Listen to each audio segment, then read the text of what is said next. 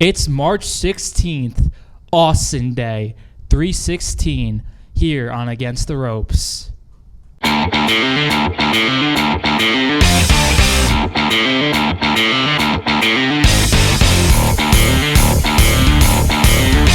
Hello, and welcome back to Against the Ropes, your source for your wrestling news. I'm Thomas Emeric, and with me, as always, is my tag team partner and co-host, Taylor Berkowitx. Give me hell yeah. Hell yeah! Well, Berkowitz, it is 3/16 day here on Against the Ropes, so let's talk some Austin 3/16. All right. Well, here's the deal for me. I mean, obviously, again, we've established I'm way older. I lived through the Austin era, but I was out during the Austin era. You know, from really, I'd say 96, 97 was my senior year in high school. Mm-hmm. Probably till about 2002. I really wasn't watching. So I missed the height of Austin and the popularity, the feud with Brett, and then the legendary feud with McMahon. Mm-hmm. I was out because I was too busy. Mm-hmm. But even being as busy as I was, even basically spending my Monday nights either in class or at a rink somewhere, Mm-hmm. You were still hearing what was going on Raw. People were talking about people that had no real interest in wrestling. Were talking about what happened on Monday Night Raw. Mm-hmm.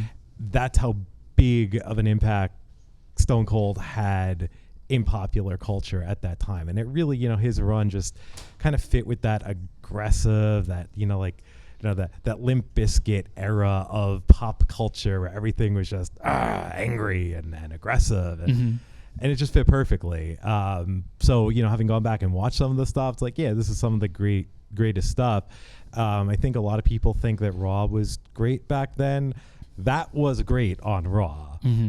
Raw was still a lot of stuff that is very forgettable from that era, but that stuff is tremendous, and any wrestling fan should be going back and watching a lot of it. Yes, so we went back and watched the match from WrestleMania 13.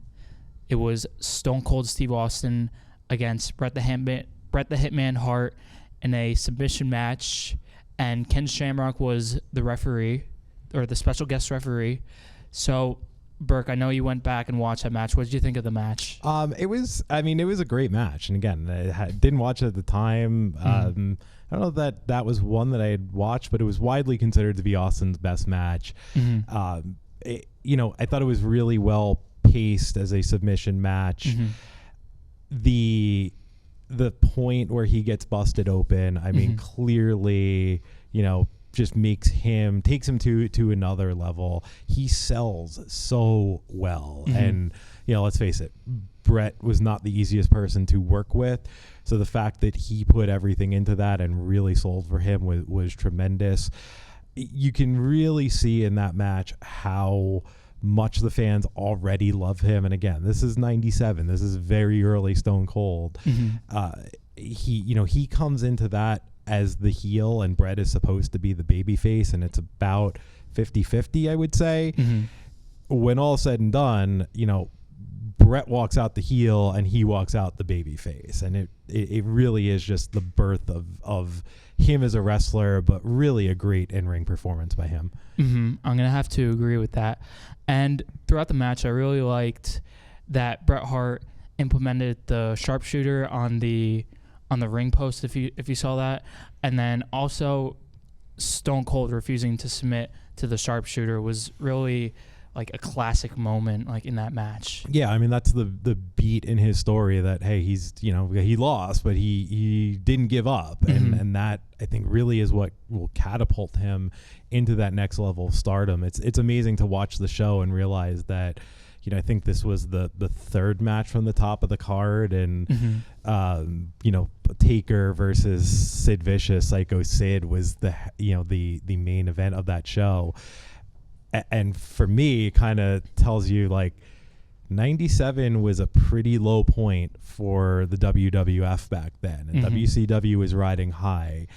And if you were watching back then, you kind of think like, WWF is going to be the company that's going out of business, and WCW is the one that's going to keep going. And obviously we know that shortly after that, the trajectory completely changes and things flip over, and WCW is no longer in business. And then it's crazy to see, like, if you like fast forward a year later, Stone Cold is in the main event of WrestleMania 14 against Shawn Michaels, and then he wins his first his first WWF title, which is like pretty crazy to think about, like how it heightened his career after that Bret Hart match. Like, it's just crazy. Yeah. I mean, that run 98 to 2001 is just unbelievable. Unbelievable his stardom.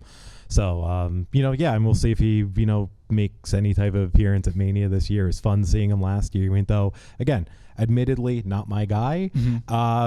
Just fun to see him, and that was a great program with him and Kevin Owens last year. Yes, I would have to agree with you. But who would you like to see Stone Cold face if he does come back this year? I feel like it's got to be somebody like The Miz. Or maybe LA Knight. Yeah, that's what I was, that's what I was thinking. Yeah, it's got to be somebody kind of just goofy and smarmy like that, where it doesn't need to be a long match, just a couple of moves, stun, get out of there. Yeah, that's about it. Yeah, that'd be super cool to see if Stone Cold does come back for WrestleMania this year in Hollywood. But that is going to wrap things up for our special Austin Day 316 show here on Against the Ropes. For Taylor Berkowitz, I am Thomas Emeric. We will see you next time here on Against the Ropes. But until then, give me a hell yeah. Give me another hell yeah. And that's the bottom line, 'cause Stone Cold said so.